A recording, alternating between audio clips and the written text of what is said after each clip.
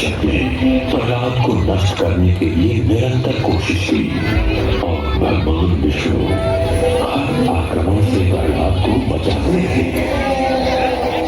उसकी भक्ति का प्रकाश चारों ओर प्रज्वलित होने लगा था। उसे ज्ञात था कि प्रजा भगवान विष्णु की दिव्य लीला देखकर प्रभावित हो रही है और अंततः उसके विरुद्ध हो जाएगी। अब उसके पास एक ही उपाय था।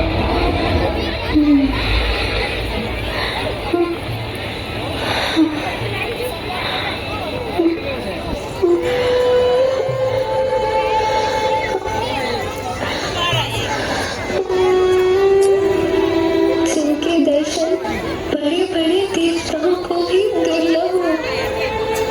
उनके दर्शनों की कामना असुर कुल का जन्मा ये तुझ अज्ञानी बालक भला क्या करे।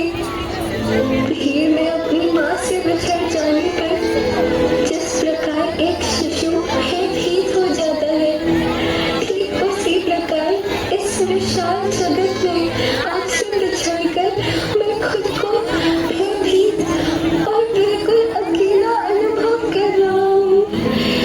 आखिर मेरा हाथ थाम लीजिए नाथ। आपको देखना चाहता हूँ नाथ। कृपया मुझे दर्शन दीजिए। कृपया मुझे दर्शन दीजिए नाथ। मुझे दर्शन दीजिए। मुझे दर्शन दीजिए नाथ। मुझे दर्शन दीजिए।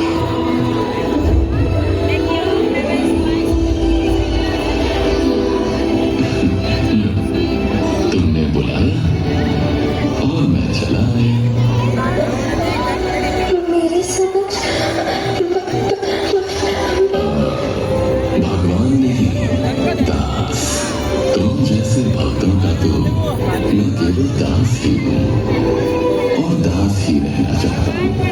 प्रहलाद, मैं तुम्हारे लिए क्या कर सकता हूँ? आपको जो पा लिया है अब पाने के लिए और क्या शेष रह सकता है भला। और यदि आप मुझे कुछ देना ही चाहते हैं तो हे प्रभु मुझ पे इतनी कृपा बनाए रखना कि मेरे हृदय में आपकी भक्ति की ज्योत सदैव प्रज्वलित रहे और मैं एक क्षण के लिए भी आपको भूल ना पाऊं। प्रहलाद, मैं तुम्हें आशीर्वाद देता हूँ कि अब से हर जगह, हर वस्तु और हर चीज में मुझे को पाओगे। तथास्तु।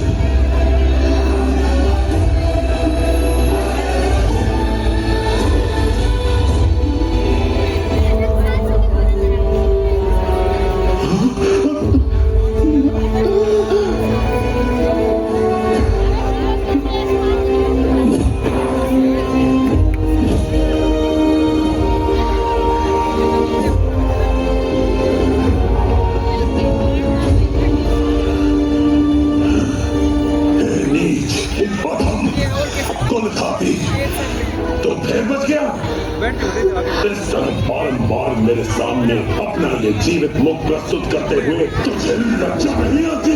उस पाखंडी गाय विष्णु को मैं छोड़ूंगा नहीं। पिताश्री, मैं आपसे विनती करता हूँ कि आप कृपया जगत पिता नारायण को लेकर ऐसे अपशब्द ना कहें। ओह, उस जगत पिता का अपमान तुझे चुभता है और तेरे इस पिता का जो तू सदैव अपमान करता फिरता है उसका तुझे कोई पछतावा नहीं है? क्या वही विष्णु तेरे लिए सब कुछ है, मैं कुछ नहीं? ऐसा नहीं है पिताश्री, मैं आपसे भी बहुत स्नेह करता हूँ। अच्छा, देख कर लगता तो नहीं सारा जगत इस हिरण्यकश्यप के आगे शीश झुकाता है।